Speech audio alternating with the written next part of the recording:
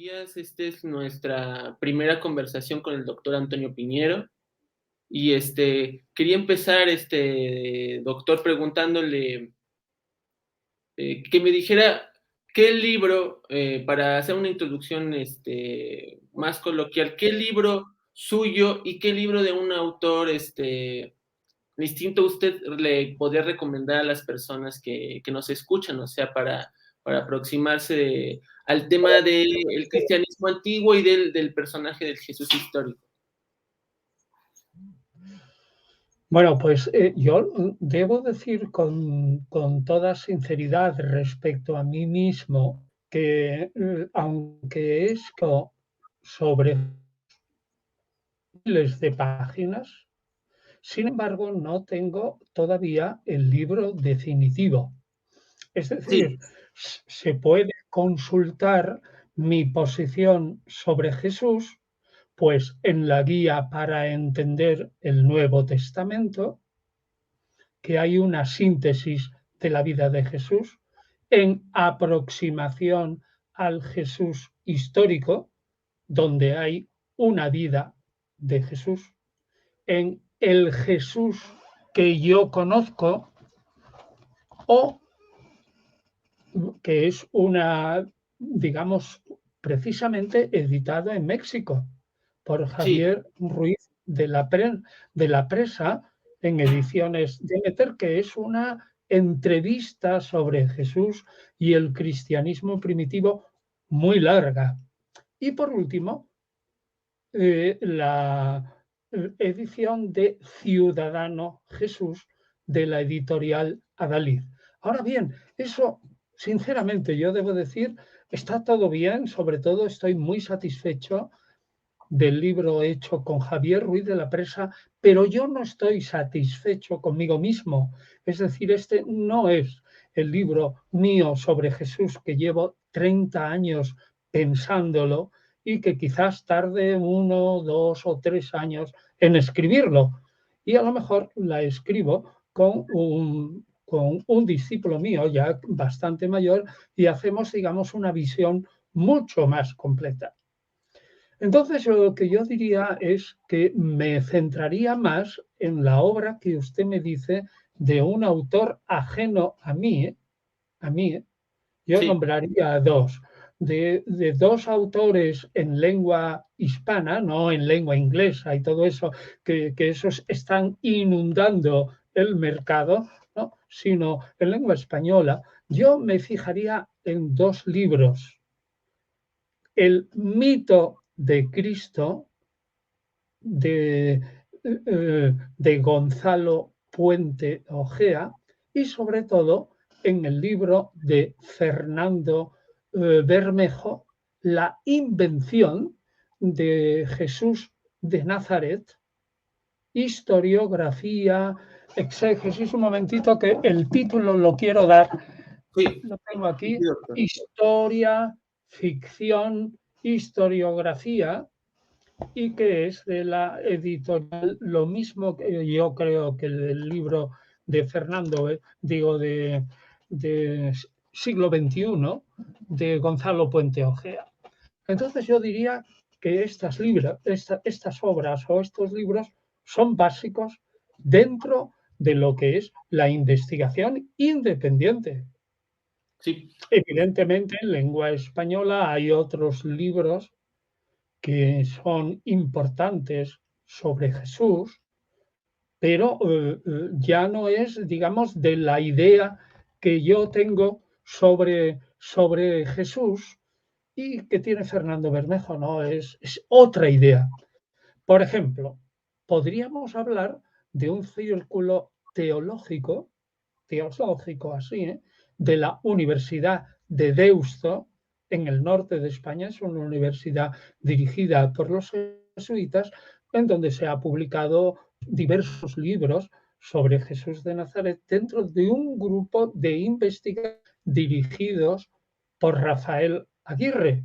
Y ahí, y, si estamos hablando de algo confesional, es decir, como muy católico, bueno, pues ahí tenemos algo importante. por ejemplo, tienen un libro que se sabe de Jesús de Nazaret. O si hablamos de la editorial Verbo Divino, en español, pues Sí, realmente ha traducido dos obras, y quiero fijarme en ellas. Uno de James Dunn, que está escrito en inglés originalmente, pero ha sido traducido al español, que lo deletreo D-U, sí. D de Dinamarca, U de universidad y N de Navarra, N de Navarra. Y sobre todo hay un libro en lengua española que es confesional y que no lo he nombrado hasta ahora, pero que me parece básico, que es el libro de John Peter Meyer, M-E-I-R, pues Jesús, una investigación histórica sobre Jesús de Nazaret, y que es, digamos, para mí es, digamos, dentro de la investigación confesional, Sí. lo mejor que hay. Muy bueno, ¿eh? Muy bueno. Esta investigación en 5 volúmenes ya. Pues muy, muy, muy Sí, dígame, completa. completo. Yo tengo muchísima admiración. Fíjate que no, yo no pertenezco, digamos, a una escuela confesional, sino a una escuela independiente. Sí, por Pero supuesto. el libro de Meyer es estupendísimo, sobre todo si uno lee, digamos, las notas detrás de cada capítulo, cae en la cuenta de la inmensidad de la literatura secundaria sobre Jesús de Nazaret y cuánto tenemos que estudiar y lo poco que sabemos. Vamos, cada vez que leo este libro o leo cualquier otro, digo, caramba, qué poco sé y lo que me queda. Y esa es la razón por la que yo llevo 30 años estudiando a Jesús y publicando cosas, pero no me atrevo todavía a escribir el libro definitivo. Todavía no me siento competente. ¿Qué te parece? A lo mejor alguno dirá, este señor pues está fingiendo. No, no, no, es la verdad. Es totalmente en serio. No ¿Qué finjo. haría falta como doctor para dar ese último brinco como para escribir el libro definitivo? ¿Qué me haría falta? Bueno, pues terminar otros compromisos editoriales. Yo no sé tu vida o la vida, bueno, porque tú eres muy joven, pero la vida de los que estamos ya en la universidad y que hemos empezado a escribir consiste en lo que quieres escribir, pero en lo que puedes. En mi caso, yo que no he aprendido todavía, y soy muy mayor, ya sabes que yo tengo 80 años ya, ¿no? Entonces he aprendido a decir que no.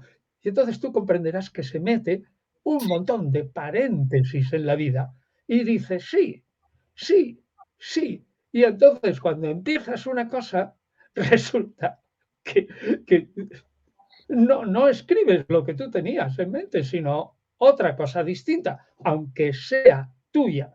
Bueno, pues entonces eso es lo que me ha pasado a mí, que he dicho sí, sí, sí, y entonces no he tenido tiempo para escribir el Jesús definitivo. Así que en una palabra, tengo que terminar los Sí. contratos que llevan años sin cumplirse.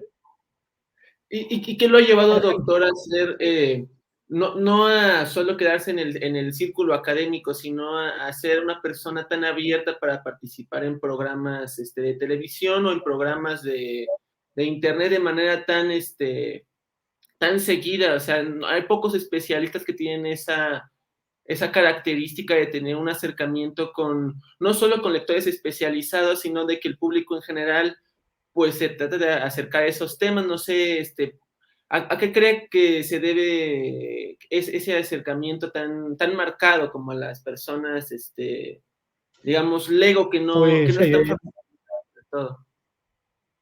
bueno, sí, tienes razón. Es verdad que mis colegas universitarios, en líneas generales, tienen miedo enfrentarse a la prensa y a los medios. Uno, miedo. Yo carezco de ese miedo. ¿Qué me ha llevado? Esa ausencia de miedo.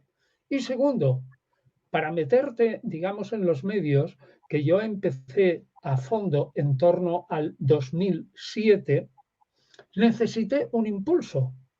Y el impulso fue un investigador, digamos, de, de ocultismo u otros personajes, ¿no? Que al principio de la tradición, perdón, de la transmisión española de poderes desde la dictadura hasta la democracia en torno al 78, pues entonces me empujaban Sí, algunos periodistas que eran amigos, porque después de esa transición, ¿no?, de la dictadura a la democracia, se abrió, digamos, como la mentalidad de la gente.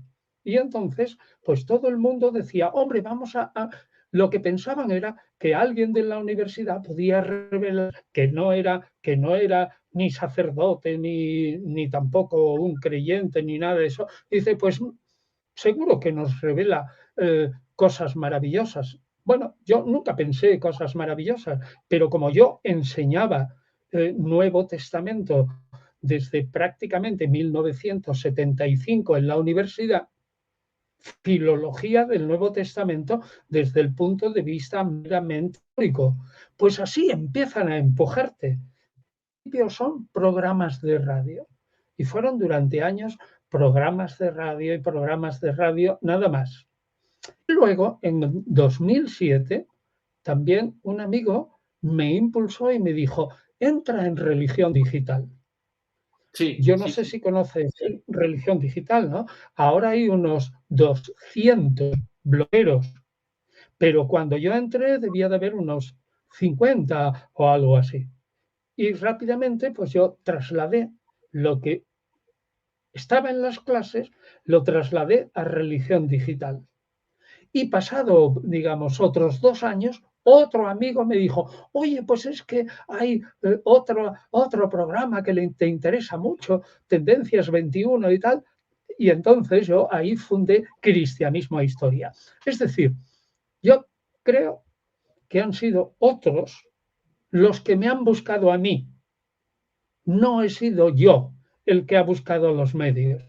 Pero resulta que entre los dos, pues entre las dos circunstancias, ha habido pues un feliz maridaje de tal modo que ha salido así. Pero vamos, claro, entonces pienso una cosa. Olvidemos, por ejemplo, aunque en Internet hay montones de audios, puramente audios muy antiguos, pero Sí, olvidemos eso. Para que te hagas una idea, eh,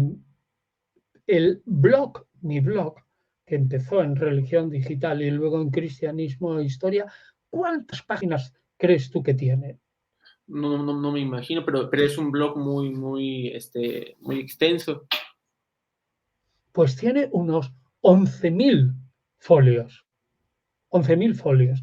Claro, si tú estás, ya te digo, no solamente en audio, sino en lectura, luego en vídeo, y llevas, y eso era desde 2007, pero yo te digo que yo empecé a hacer programas de radio en torno a 1980 o por ahí. Es que son muchos, muchos años. Bien, Sí, y respondiendo directamente a tu pregunta, en parte ya te he dicho que me empujen, que me han empujado, ¿no? Y segundo, pues que yo vi en la cuenta de algo que yo creo que tú como periodista me has oído decir alguna vez. Y si no, lo repito, que es lo siguiente. Un, caí en la cuenta de lo siguiente. Un catedrático de universidad sin un amigo periodista es casi un cero a la izquierda. sí, y ha No me tenido atrevo. además pues sí, una experiencia muy armónica porque ha sido bien acogido. Digo, por supuesto que hay personas que no siempre reaccionan bien a este tipo de análisis críticos de temas que pueden ser sensibles para los creyentes, pero ha sido pues muy armónica esa relación, como usted dice, un maridaje especial.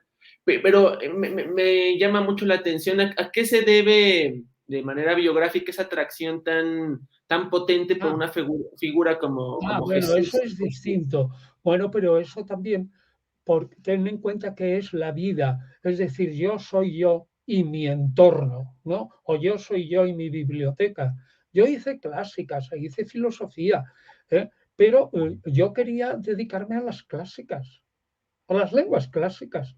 Pero me encontré en Madrid con una persona muy, muy potente que todavía vive, Luis Gil Fernández, cuyo hermano está en la Real Academia, Juan Gil Fernández, en la Real Academia de la Lengua, pero Luis Gil no, y lo merecería también. Y resulta que este personaje importante me atrajo muchísimo por los temas que estudiaba. Y yo pues fui allí para hacer algo que, pues no sé, no tenía la tesis doctoral perfectamente delimitada. Estamos hablando en 1970. Fíjate cuántos años hace 51 años, ¿no? Y Sí, entonces yo pues estaba despistado. Había estado toda mi vida así en la universidad y dando clases en enseñanza media, estaba despistado. Y entonces él dijo, oye, yo he escrito un libro que ha tenido mucho éxito, que era Los antiguos y la inspiración profética. Y me dice, oye, ¿y esto de los antiguos y la inspiración, perdón, profética y poética? ¿Eh?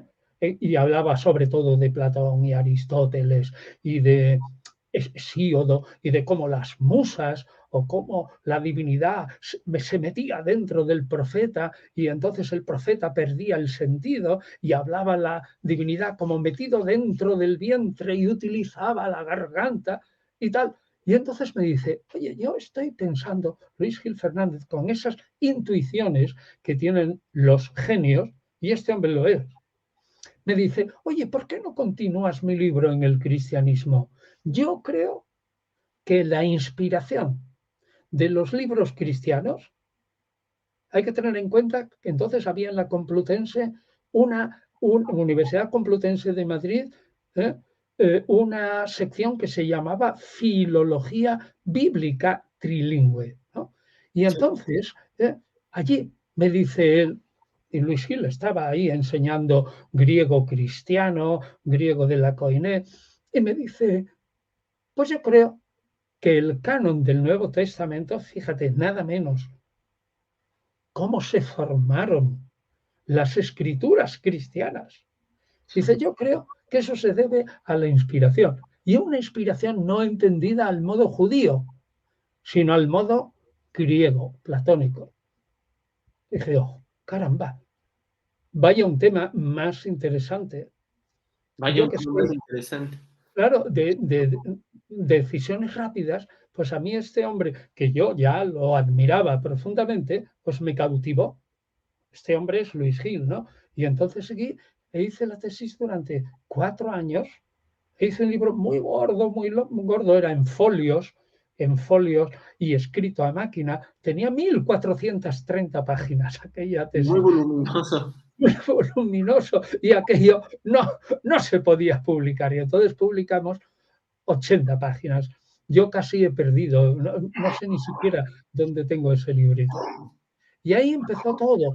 Él fue el que me metió ahí. Y dije yo, bueno, si yo ahora me dedico solamente a las clásicas y veía a otros colegas que tenía al lado, ¿no? Que decían, hombre, pues vamos a dedicarnos toda la vida a estudiar el dialecto de la isla de Eubea.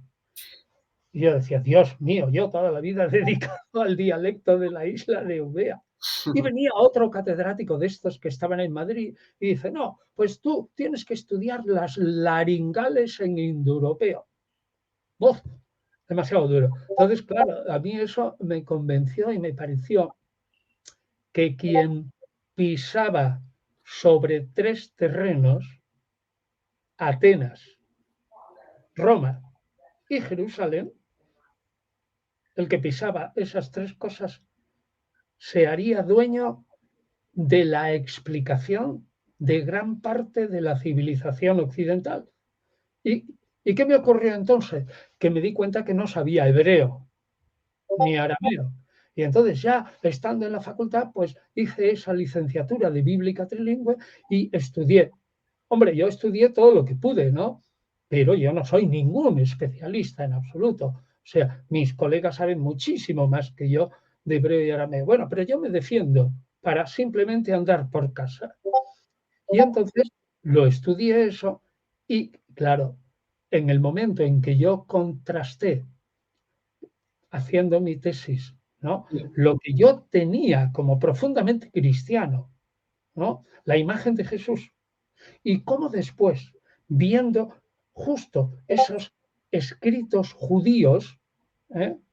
Escritos judíos de una época anterior al cristianismo, caí en la cuenta y dije, caramba, si esta gente está hablando del Mesías y de lo que va a ser y todo esto, y resulta que son escritos apócrifos, y luego resulta que pasan los siglos y en el cristianismo se convierte en un dogma que tienes que creer. Eso, claro, me llevó por una parte a hacerme un racionalista y a perder mi fe antigua, ¿no? Pero por otra parte, me llevó a entusiasmarme no solo con la figura de Jesús, sino con toda esa literatura que explica la figura de Jesús.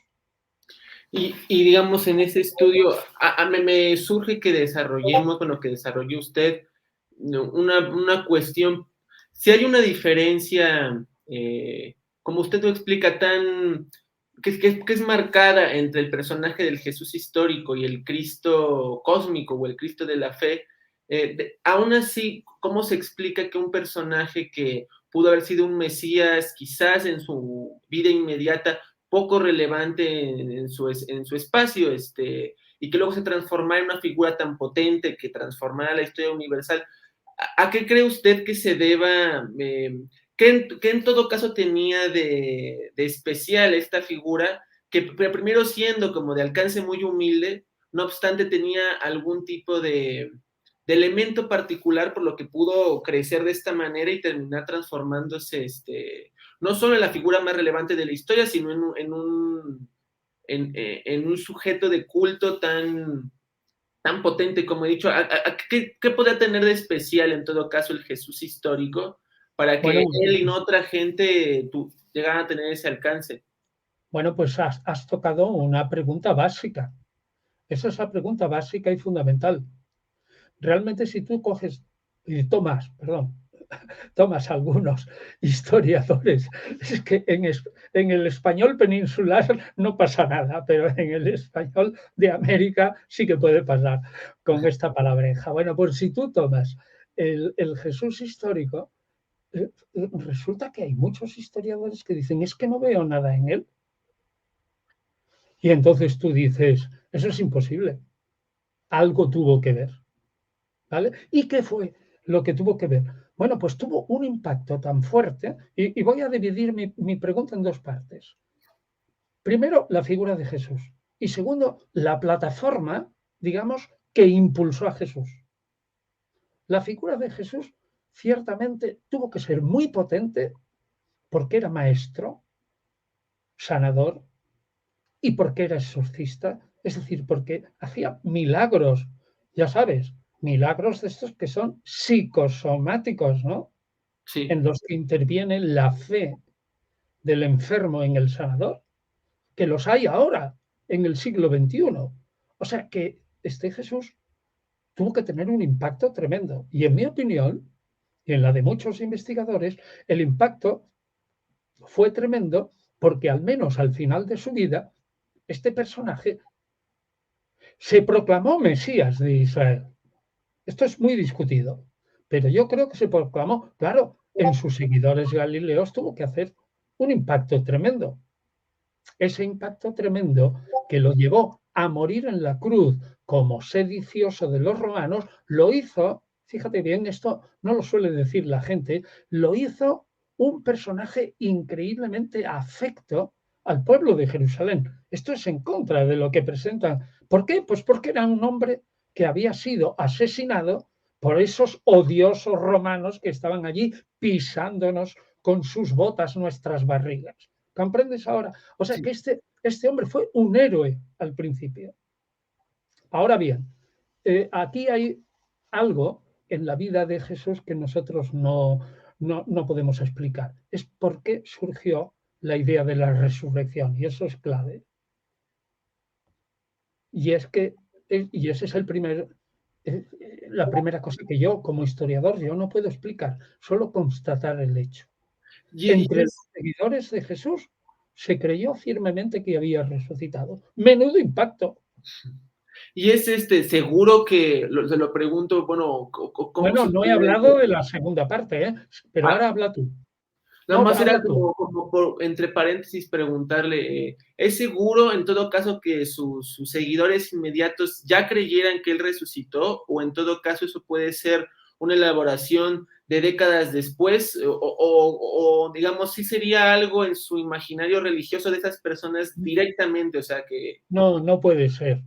No puede ser desde el punto de vista que sea décadas después, porque ya te digo, te estoy hablando como un historiador independiente, como un historiador no creyente, pero sumamente respetuoso. Es decir, que yo no intento ser militante con nadie, sino simplemente digo lo que creo. Me parece que tal vez ocurrió así, ¿no? Pues lo que me parece que tal vez ocurrió así es que no encajan los hechos que nosotros tenemos a partir de un análisis crítico del Nuevo Testamento si no piensas que el segundo elemento potenciador, que es Pablo de Tarso,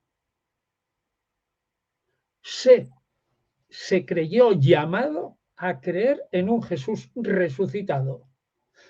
¿Y cuánto? No encajan, no encajan las piezas si eso no ocurrió unos 2 años o 3 después de la muerte de Jesús.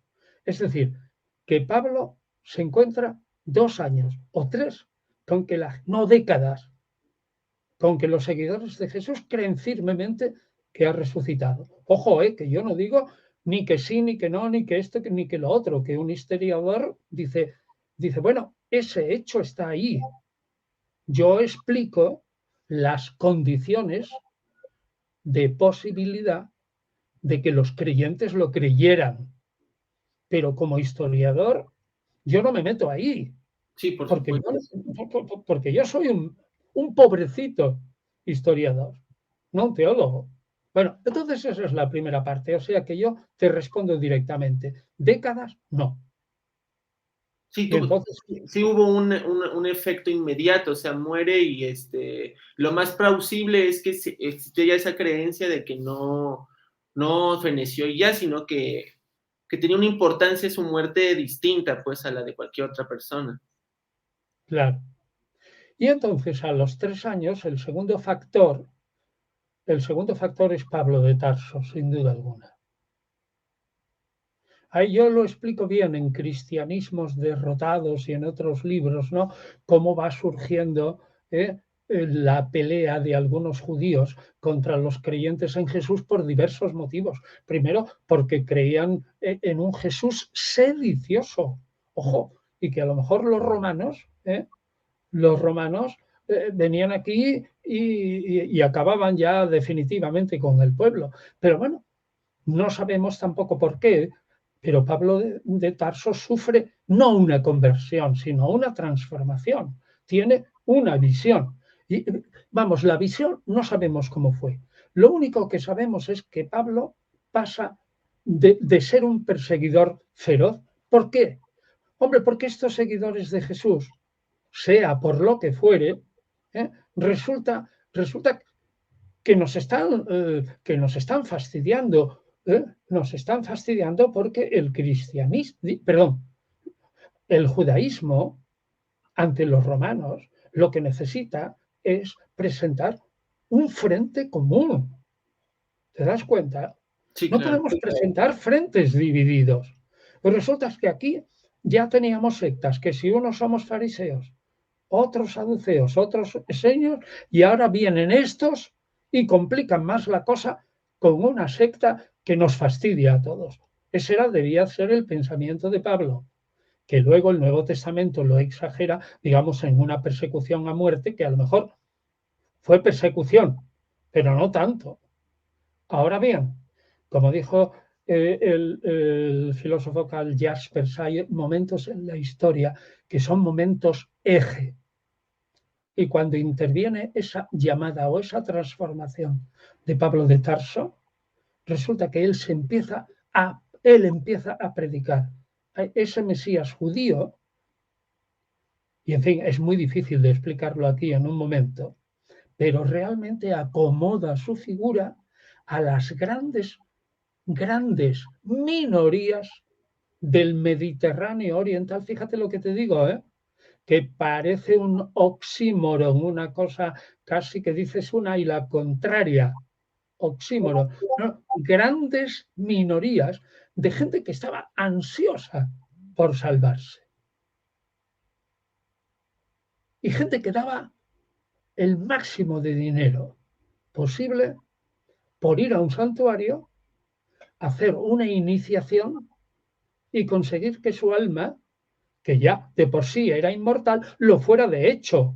Es decir, que en la subida del alma a través de las esferas celestes no vinieran unos arcontes, es decir, unos jefes, unos mandatarios malvados, y resulta que me impidieran a mi alma subir al cielo. Y se gastaban el dinero. Y entonces Pablo dijo claramente, en esa época axial, yo tengo realmente la solución a este problema, tanto para los judíos como para los paganos. Oye, y tuvo tal impacto, y yo eso sí que lo explico claramente, en un capítulo final de mi libro, Guía para entender a Pablo de Tarso, de la editorial Trotta, que al final digo, el clamoroso éxito de Pablo de Tarso, razones por las que este hombre eh, se llevó el gato al agua. Y entonces yo digo, bueno, pues en realidad, en términos económicos, porque todo esto, todo este capítulo nació de una conferencia, de un círculo de marketing en la que yo les intenté, en Córdoba, España, porque hay Córdoba en Argentina y Córdoba en 1000 sitios, no, en Córdoba, España, en la que yo le intentaba explicar a unos economistas que Pablo había sido un mercadotécnico, o sea, un hombre, un marketingiano fabuloso, ¿no? Y primero, que había tocado la fibra más sensible, lo de la salvación, y que había vendido una acción maravillosa que aunque costara mucho, el precio en el cielo era estupendo, pero que esa acción encima era gratis. Mientras que esas religiones de misterios, o sea, esos que querían salvarse a toda costa, ¿no? U otros judíos, no judíos, perdón, que veían al judaísmo con buenos ojos, pero dicen, ¿yo cómo me voy a hacer judío? Se ríe la gente de mí. Y Pablo, pues cogió a esos y les vendió una acción, con esta acción, una acción de bolsa, pero de la bolsa religiosa. Estoy hablando en metáfora, estoy simplificando. Alguien me dirá que eres un traidor porque estás simplificando, pero creo que es muy importante que se comprenda el impacto de este personaje. Jesús no hubiera sido nada sin el otro personaje que lo transformó en una acción que se podía comprar a costa quizás de tu vida, pero que el rendimiento en el mercado de valores religiosos era extraordinario. Salvabas tu alma y para siempre. Y encima, gratis, gratis y sin esfuerzo. Gratis. Sí, el mayor publicista de la historia, se puede Para decir. mí, uno de los grandes publicistas de la historia. Y tuvo éxito. ¿Pero por qué tuvo éxito? Porque era. Pero si esto ya lo ha dicho mucha gente, yo no descubro el Mediterráneo, ¿no? El hombre adecuado en el momento adecuado con el mensaje adecuado. ¿Sí o no? Sí. El Mediterráneo oriental, eje axial de la historia. Oye, funcionó. Por lo menos de Occidente claramente es En mayor Occidente éxito. funcionó. Ahora bien, oye, no fue, eso lo explico también en otro libro, Tomando pie, de Rodney Stark, un libro sobre el surgimiento del cristianismo o el nacimiento del cristianismo, que yo traduje al castellano. Y él, Rodney Stark, dice claramente que nadie diga que el cristianismo venció por la fuerza del Espíritu Santo solo, porque el cristianismo tuvo en las primeras décadas un crecimiento del 40%, que fue el mismo que el de los mormones en Utah en el siglo XIX, o el mismo que el del Islam en el siglo VII, es decir, un 40% por década. ¿Y, Otras y religiones también. cuál sería, uniendo este desarrollo de la importancia de la figura con cómo se pudo pasar de un mesianismo, pues característicamente judío, o sea, con sus peculiaridades, pero que de todas maneras se inscribe en esa órbita religiosa, a que de alguna manera empezara a tomarse la figura de forma más pues con un tipo de lectura teofánica distinta a esta del judaísmo, del que estamos hablando, hasta que se terminara de deificar al punto en el que pues ya en el siglo II de alguna forma ya se tenía claro que era de alguna manera divino el personaje, o Dios el personaje, aunque no se sistematizara del todo. Del Claro, todo. no se matizaba, ¿no? No, no, sigue, sí, pero mira, yo te digo una cosa, yo no sé si la gente habrá entendido bien tu pregunta. Sí. ¿Por qué no la sintetizas brevemente para que yo pueda responder brevemente? Que fuera de cómo se pudo pasar, digamos, en ese primer siglo, de hablar de un Jesús Mesías, y que cómo pudo haber Judío, ¿no? ser Mesías orientado a judío. hacerse. Sí, y cómo se pudo haber orientado a convertir finalmente en un Dios, o sea, a qué se debe ese salto de fe Bueno, tan pues grande. mira, ese salto increíblemente, ese salto se puede dar por medio de una mentalidad judía. No te lo vas a creer, pero es que en el siglo primero y segundo, hasta aproximadamente el 135, dentro del judaísmo, y esto también creo que lo explico bastante bien en mi libro sobre Pablo, ¿eh? Dentro del judaísmo, y creo que esto puede responder directamente a tu pregunta, había montones de gente que creía que el Mesías era semidivino. Fíjate lo que te digo, no paganos, porque alguno puede decir, bueno, es muy fácil, lo divinizaron los paganos porque los paganos estaban acostumbrados a que la divinidad tiene hijos entre los hombres y bla, bla, bla. No, no, yo no digo eso. Digo, dentro del judaísmo tenemos textos y yo hago la historia de los textos. Claro, ahora no me puedo poner aquí a leer todos los textos y yo invito a la gente a que lea eso, si puede, ¿no? Esa aclaración de la concepción del Mesías en Pablo, cómo Pablo divinizó al personaje, pero después de resucitado, no antes. Mira que esto es muy importante. La gente suele decir que Pablo ya vendió a un Cristo predivinizado y preexistente. Eso no es verdad, en mi opinión.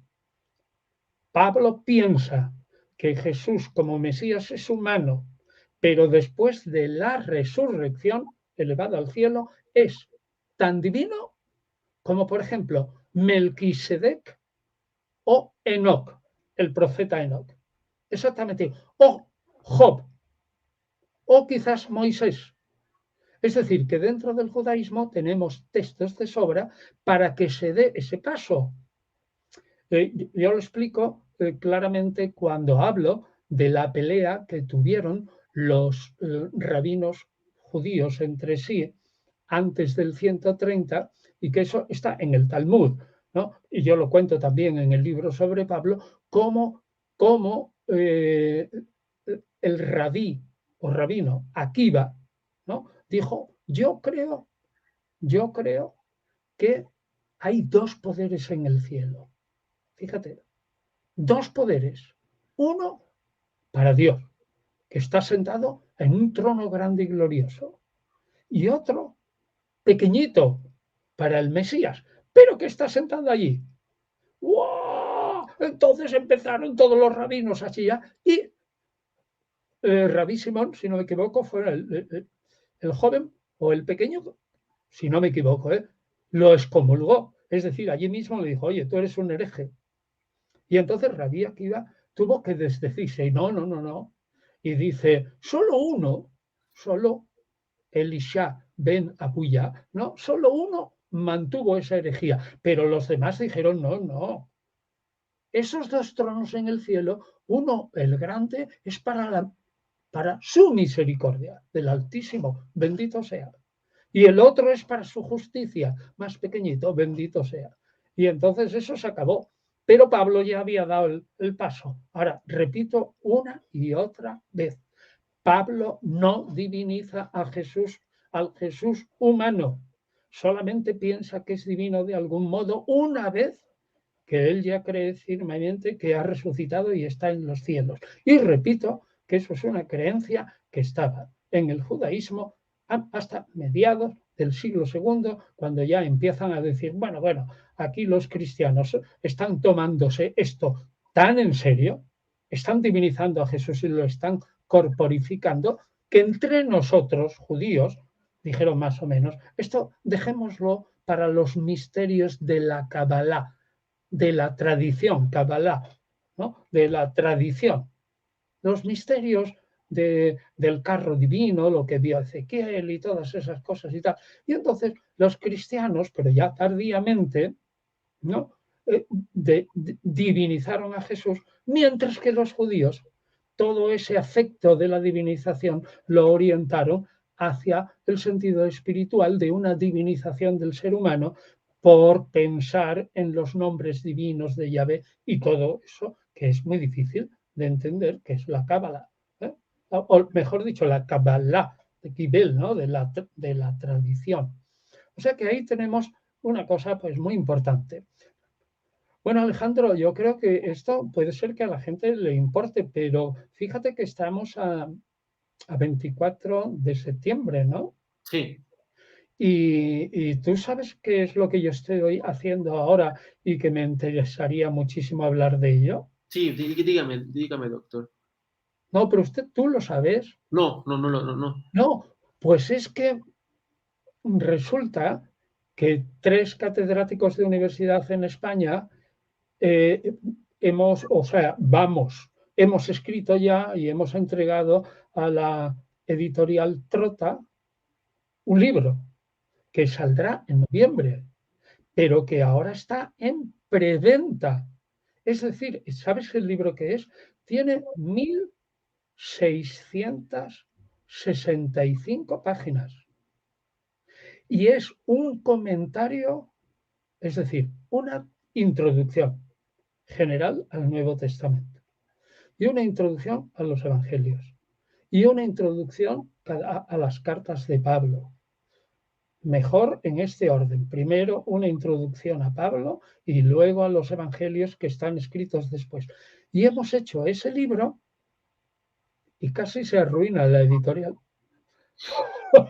porque tiene 1665 páginas. Es que resulta que antes, esto lo terminamos hace casi 4 años, pero ha habido un montón de jaleo y lo hemos ido presentando a diversas editoriales.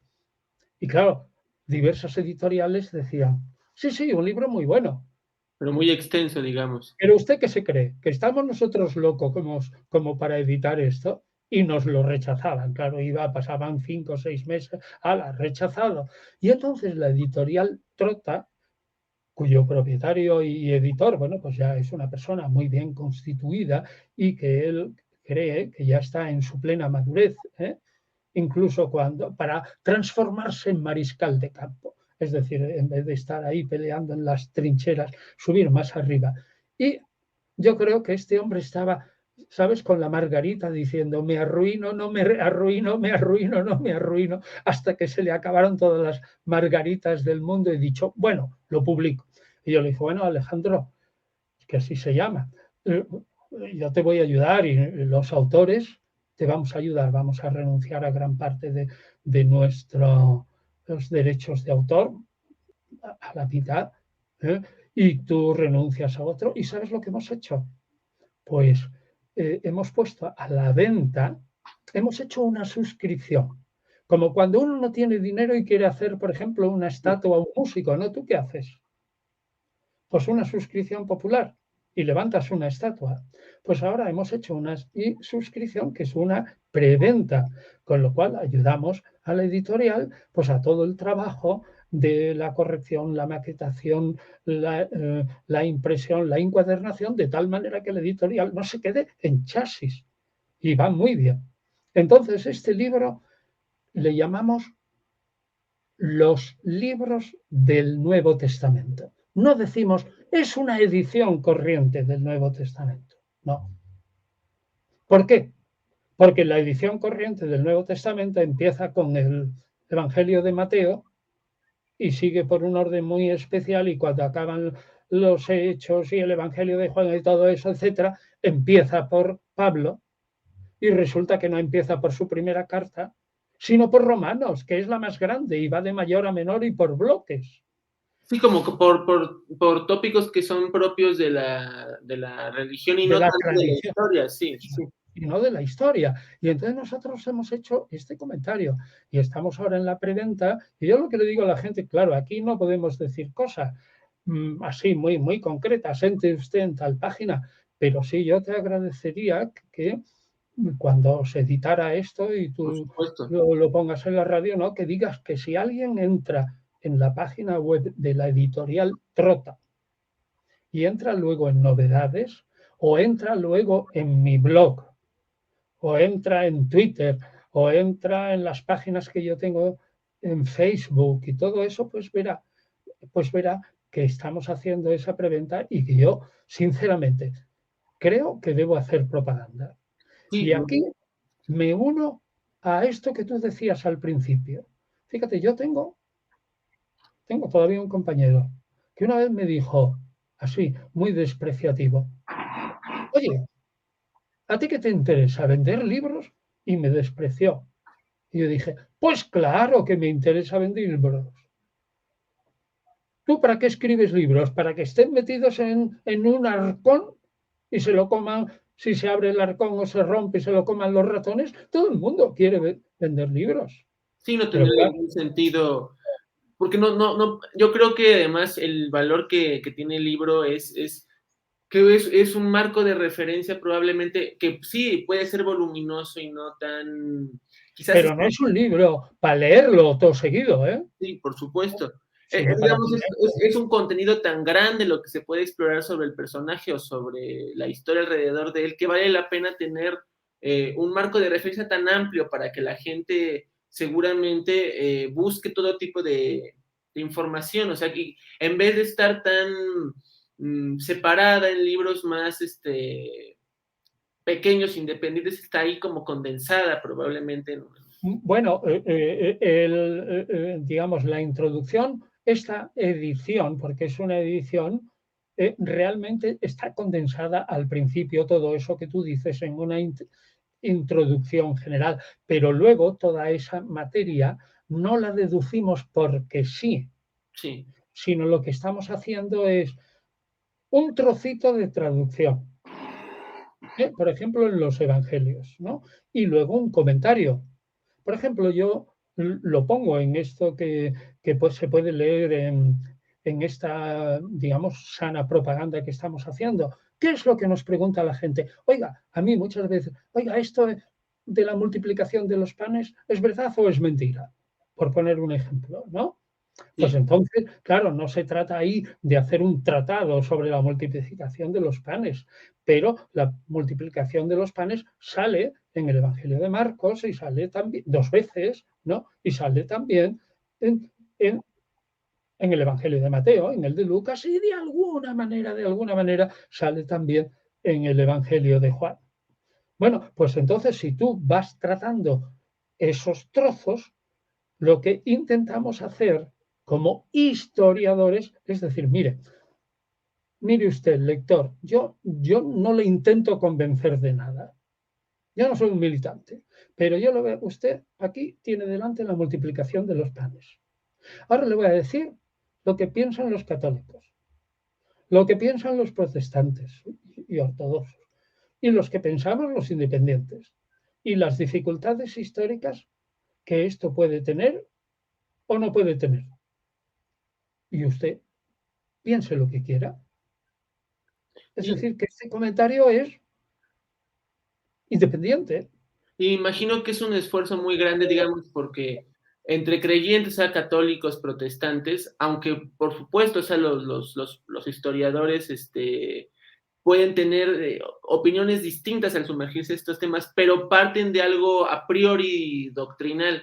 Pero, digamos, reconciliar a pensadores críticos, laicos, o sea, que no tienen necesariamente ese marco de referencia doctrinal y decir, vamos aún así a decir lo que es más plausible sobre el personaje o sobre estas cosas, aún así es más complejo, porque como no hay ese a priori de decir partimos de la doctrina, que es una, sino que vamos a tratar de conjuntar pues todo un esfuerzo intelectual, un ejercicio que es por autor, por persona, y decir, bueno, en todo caso, ¿cómo hablamos coralmente sobre estas cosas plausibles sobre el personaje? Y me imagino que es un esfuerzo hermoso, pero al mismo tiempo muy complicado.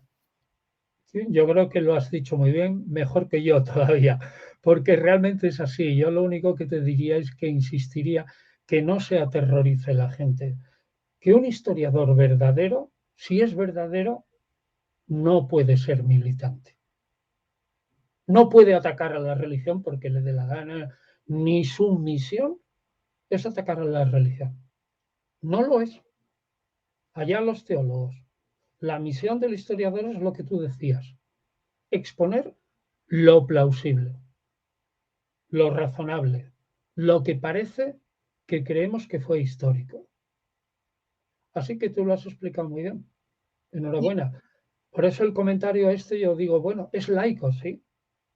Es a confesional, sí. Es decir, no depende de iglesia alguna, sí, pero no es militante. Ojo, ¿eh? ¿Qué lo marca usted, por ejemplo, respetando muchísimo a Puente Ojea, por ejemplo, que fue un hombre extremadamente inteligente, pero no obstante era más militante, quizás en su ateísmo, o digamos, o en, no en una especie de encono desagradable con los creyentes, pero sí más abierto, como de y no obstante ustedes más atemperados sobre estas cuestiones, que yo creo que es útil porque de alguna manera no espanta al creyente como para tomar junto con usted una posición más crítica, decir, yo creo, pero no obstante quiero saber más, o sea, desde lo que se puede decir de la historia, que, digamos, ¿a qué se debe como ese temperamento como medido que tiene usted? Bueno, eso quizás sea, a pesar de que yo sea como un león rugiente, como algunos me dicen, oye, que de vez en cuando te saltas y tal, pero mi temperamento yo creo que no tiene mérito, es el temperamento o la genética. Yo soy pactista, me gusta mucho pactar. Es decir, yo creo que la gente lo intuye. Acabas de nombrar a Puente Ojea. Mira que era un autor de mi veneración.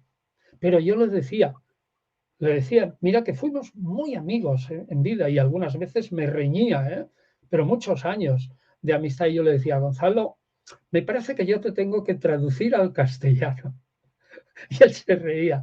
Y digo, porque yo te tengo que quitar, o sea, que la gente no piense o no opine que si no piensa como tú es tonto. Tú no lo dices, Gonzalo, le decía, pero es que parece eso. Yo creo que hay que insistir más en lo que tú decías, Alejandro, no, es plausible, me parece que, y tal. Bueno, entonces, ¿a qué se debe? Pues a que mi genética es de pacto. A mí me encanta el pacto, ¿no? Hacer pactos. Yo creo que el pacto es lo mejor en todo. ¿No te parece a ti? Pues sí, además si no se podrían acercar personas tan distintas, ¿sabes? Uno perdería en un sesgo, a un montón de personas que se podrían realmente interesar, como pensar junto, a lo mejor no como uno, pero más junto con uno quizás. Pues sí, pues sí. Y entonces eso es la diferencia, ¿no? Pero vamos, que yo tampoco, ya sabes, yo no digo que esto sea mérito. Por ejemplo, bueno, puede ser mérito el esfuerzo por la claridad, por ejemplo. Tú has puesto Gonzalo Puente, lo que pasa es que le encantaba poner latinajos, poner palabras en alemán, era como mucho más duro. Quiero decir que tú leías a Gonzalo y entonces te exigía mucho esfuerzo. Y yo procuro que la lectura sea mucho más fácil, ¿sabes? Que sea más sencilla, más claro. A lo mejor ese es el único mérito, pero por lo demás, yo tampoco le doy mucho mérito, pues más que al esfuerzo, al trabajo. Aquí ha sido un enorme trabajo de las 5 personas en total que hemos hecho esto, ¿no? 2 como traductores y otros como introductores y todo esto. Yo creo que es la labor de años. Yo muchas veces lo digo, el único mérito que quizás tengamos es el esfuerzo por trabajar metódicamente y levantarse a las 6 o 6:15 y sentarte de la mañana y sentarte en la silla, es verdad, y seguir y seguir y seguir metódicamente. Eso es lo único que tiene mérito. Pero ¿qué mérito tienes que tú seas más listo o más tonto, que tú seas más alto o más bajo? No tiene mérito que tengas el pelo oscuro o rubio. Ninguno. El mérito es el trabajo y el trabajo es lo que se nota en este libro que aterrizamos, ¿no?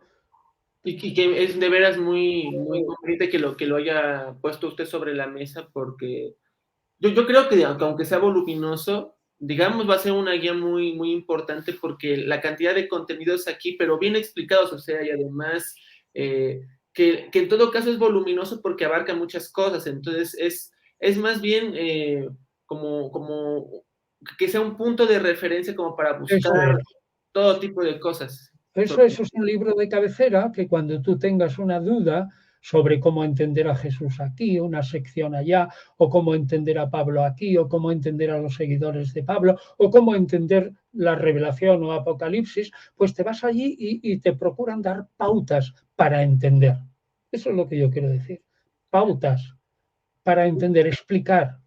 ¿Cómo se lleva usted, por ejemplo, porque por un lado se pueden explicar estas cosas como hemos hablado, desde lo plausible de decir hay una información muy reducida del personaje y yo en todo caso desoculto qué cosas podemos saber con cierta confianza y qué otras no. Y luego se une un poco el trabajo como puramente hermenéutico de interpretar las cosas y decir, por ejemplo, a mí se me ocurría cuando usted hablábamos sobre cómo se termina haciendo esa divinización de Jesús de poco a poco.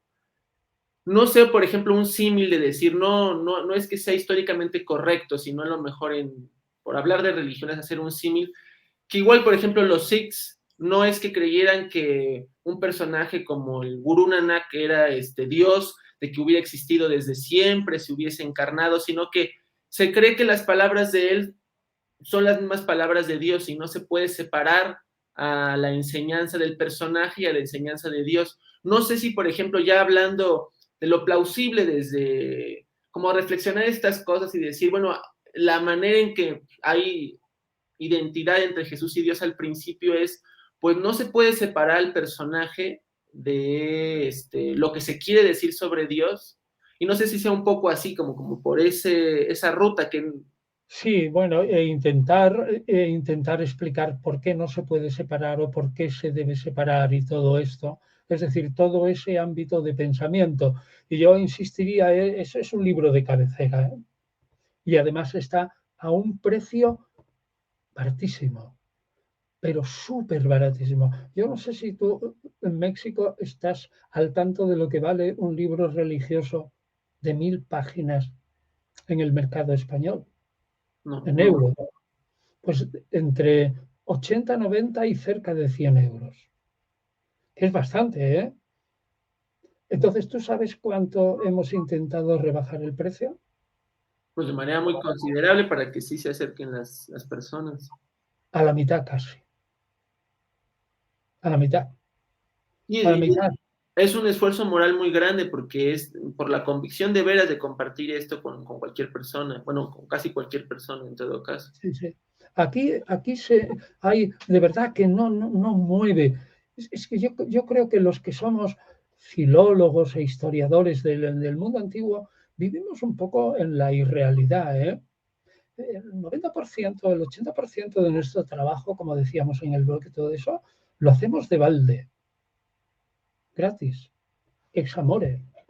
Hombre, este libro hay que venderlo porque, pues si no, la editorial moriría, ¿no?